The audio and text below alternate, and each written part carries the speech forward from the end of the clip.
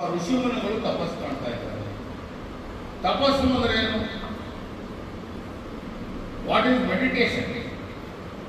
Meditation is nothing but concentration of mind. ಬೇರೆ ಇನ್ನೇನು ಇಲ್ಲ. ನಾನು ಸುಮಾರು ಒಂದು 50 ವರ್ಷಗಳ ಕಾಲ ನಾನು ತುರ್ತು ಪರಿಸ್ಥಿತಿಯಲ್ಲಿ ಸುಮಾರು 2 ವರ್ಷ ಜೈಲಿನಲ್ಲಿದ್ದರು. Maintenance of internal security act, Advani, Vajpayee, Ramakrishna ಕೈಗಳೆಲ್ಲ ಜೊತೆಯಲ್ಲಿದ್ದವರು.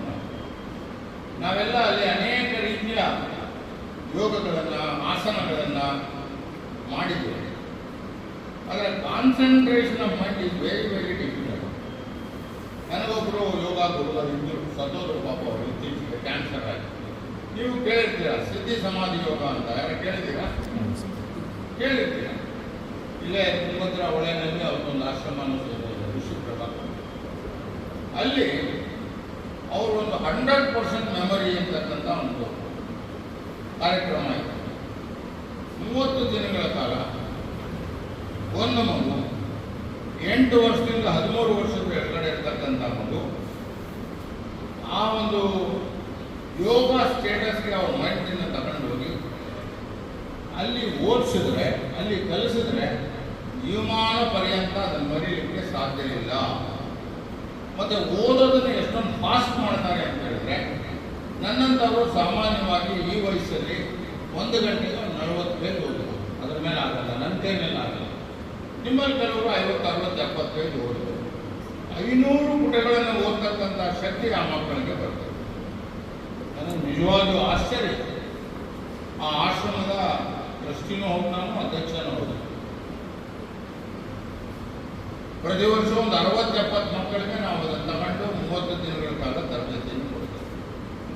100% ಮೆಮೊರಿ ಟೆಸ್ಟ್.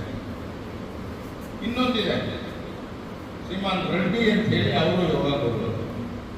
ಅವರು ಈ ಗಣೇಶಾಸನ ಅಂತ ನೀವು ಕೇಳಿರ್ಬೋದು. ಈ ಬಲಗೈಯನ್ನು ನಿಂದ ಈ ಎಡಗೈ ಇಟ್ಕೊಂಡು ಇರಿಸ್ಬೋದು, ಎಡಗೈನಿಂದ ಈ ಕಡೆ ಕಿವಿಗೆ ಇಟ್ಕೊಂಡು ಇರಿಸ್ಬೋದು, ನಾಲ್ಕನ್ನ ತಾಳಿಗೆ ಹಿಂಗೆ ಇಟ್ಕೊಳ್ಳೋದು, ದೀರ್ಘವಾಗಿ ಉಸಿರು ತಗೊಳ್ಳೋದು, ಉಸಿರು ಬಿಡೋದು, ಉಸಿರು ತಗೊಳ್ಳೋದು, ಬಿಡೋದು, ಮತ್ತೆ ಬಸ್ಕಿ ಹೊಡೆಯೋದು. ನಾವೆಲ್ಲ ವಿದ್ಯಾರ್ಥಿಗಳಾಗಿದ್ದಾಗ ನಮ್ಮ ಮೇಷ್ಟ್ರುಗಳು ನಮಗೆ ಬಸ್ಕಿ ಓಡಿಸ್ಬೇಕು.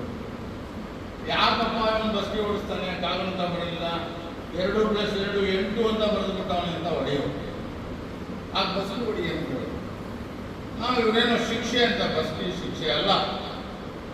ಬಸ್ಕಿ ನಮ್ಮ ಗ್ಲ್ಯಾಂಡ್ ಜೊತೆಗೆ ನಮ್ಮ ಎಡಭಾಗದಲ್ಲಿರ್ತಕ್ಕಂಥ ತಲೆಯೊಳಗಿರ್ತಕ್ಕ ಗ್ಲ್ಯಾಂಡ್ಗಳನ್ನು ಆಕ್ಟಿವೈಸ್ ಮಾಡ್ತದೆ. ಅದು ಆಕ್ಟಿವೈಸ್ ಮಾಡಿದ ತಕ್ಷಣ ನಿಮ್ಮ ಮೆಮೊರಿ ಪವರ್ ಆಟೋಮೆಟಿಕಲಿ ಹೆಚ್ಚಾಗ್ತದೆ. ಈಗ ಬಳ್ಳಾರಿನೊಬ್ಬರು ಹೆಣ್ಮಗಳಿದ್ದಾರೆ, ಡಾಕ್ಟರ್ ಧನುಜಾ ರಾಣಿ ಅಂತ. ಆಕೆ 10th ಆ ಕಡೆಯಿಂದ ನಾನು ಕಲಿಸ್ಕೊಡ್ತೇನೆ ನಿಮ್ಮ ಜಿಲ್ಲೆಗೆ ಬೇಕಾದ್ರೆ. ಅವರ ಹತ್ರ ಶಿಕ್ಷಕರು ಇದ್ದಾರೆ. ನಾನು BO ಮೇಡಮ್ಗೂ ರಿಕ್ವೆಸ್ಟ್ ಮಾಡ್ತಾ ಇದ್ದೇನೆ, ಭಾರತ ಸರ್ಕಾರದವರು, ವಿಶೇಷವಾಗಿ ಪ್ರಧಾನಮಂತ್ರಿಗಳು ಈ ಒಂದು ಯೋಗ ಶಿಕ್ಷಣ ಪ್ರಾಣಾಯಾಮವನ್ನು ಭಾರತ ದೇಶದ ಎಲ್ಲ ಶಾಲೆಗಳಲ್ಲೂ ಸಹಿತ ಪ್ರತಿದಿನವೂ ಕಲಿಸ್ಕೊಡೋಕ್ಕೆ ಅವಕಾಶ ಇದೆ. ನನಗೆ ಗೊತ್ತು, ನಮ್ಮ ಶಿಕ್ಷಣ ಇಲಾಖೆಯವರು ಯಾವುದೇ ಇತರೆ ಚಟುವಟಿಕೆಗಳು ಮಾಡಬಾರ್ದು, ಎಲ್ಲೂ ಹೊರಗಡೆ ಹೋಗಬಾರ್ದು, ಇವೆಲ್ಲ ಕಾನೂನುಗಳನ್ನು ಮಾಡಿದ್ದಾರೆ. ಒಳ್ಳೆಯದೇನೆ. SSLC ರಿಸಲ್ಟ್ಸು ಚೆನ್ನಾಗಿ ಬರಬೇಕು, 20 ನಂಬರ್ ತಗೊಂಡ್ರು ಸಾಕು, ಅದು ಬಂದೇ ಬರ್ತದೆ. ಇನ್ನು 13 ನಾವು ಮಧು ಬಂಗಾರ ಮುಂದೆ ಕೊಡ್ತೀವಿ, ಅದು ಒಂದು ಭಾಗ್ಯ. 20+13 ಪಾಸ್. ನಮ್ಮ ಕಾಲದಲ್ಲಿ 35 ನೀವು ತಗೊಂಡ್ರೆ, ನಿಮ್ಮ ಕಾಲದಲ್ಲೂ 35 ಇತ್ತು. ಈಗ 33 ಆಗಿದೆ ಭಾಗ್ಯದಲ್ಲಿ. ಅದು 6ನೇ ಭಾಗ್ಯ ಇರಬೇಕು. 7ನೇ ಭಾಗ್ಯ ಅವಶ್ಯ ಮಾಡಬೇಕು. ನಾನು ಶಿವಕುಮಾರ್, ನಾನು ಒಂದೇ ಊರಿನವ್ರು ಮೇಡಮ್, ಇವೇನು ಹೆದರಬೇಡಿ. ದೈಹಿಕ ಶಿಕ್ಷಣ ಮನೆಗೆ ಕಳಿಸಿದ್ದಾರೆ. ಸೊ ಹೀಗಾಗಿ ನಮ್ಮ ಶಿಕ್ಷಣ ಪದ್ಧತಿ ಬಗ್ಗೆ ವಿಚಾರವನ್ನು ಜನರಿಗೆ ಇರ್ತಕ್ಕಂಥ ಜನಗಳು ನಮ್ಮ ಪ್ರಜಾಪ್ರಭುತ್ವದ ಪದ್ಧತಿಯಲ್ಲಿ ಅದೊಂದು ದುರ್ದೈವದ ವಿಚಾರ. ನಾನು ಲಂಡನ್ ಹೋಗಿದ್ದೆ, ಹೋಮ್ ಮಿನಿಸ್ಟರ್ ಆಗಿದ್ದೆ ಸ್ವಲ್ಪ ದಿನ, ನಿಮ್ಗೆ ಗೊತ್ತಿರಬೇಕು. ಸ್ಕಾಟ್ಲೆಂಡ್ ಪೊಲೀಸ್ ಅಂತ ಇದೆ. ಸ್ಕಾಟ್ಲೆಂಡ್ ಪೊಲೀಸ್ನವರು 50 ವರ್ಷದಿಂದ 70 ವರ್ಷದಿಂದ ಆಗಿರ್ತಕ್ಕಂಥ ಮರ್ಡರ್ಗಳನ್ನು ಡಿಟೆಕ್ಟ್ ಮಾಡ್ತಾರೆ. ಅಷ್ಟೊಂದು ಕೆಪಾಸಿಟಿ ಇದೆ ಅವ್ರ ಜೊತೆಯಲ್ಲಿ ನಾನು 5-6 ದಿನ ಇದ್ದುಕೊಂಡು ಕಾರ್ಪೊರೇಟ್ ಪೊಲೀಸ್ ಸ್ಟೇಷನ್ನಲ್ಲಿ ಇಂಟ್ರಾಕ್ಷನ್ ಮಾಡಿದೆ ನಾನು. ಅಲ್ಲಿ DGP ಬಂದರು, ನನ್ನ ಪಕ್ಕದಲ್ಲಿ ಕೂತಿದ್ರು.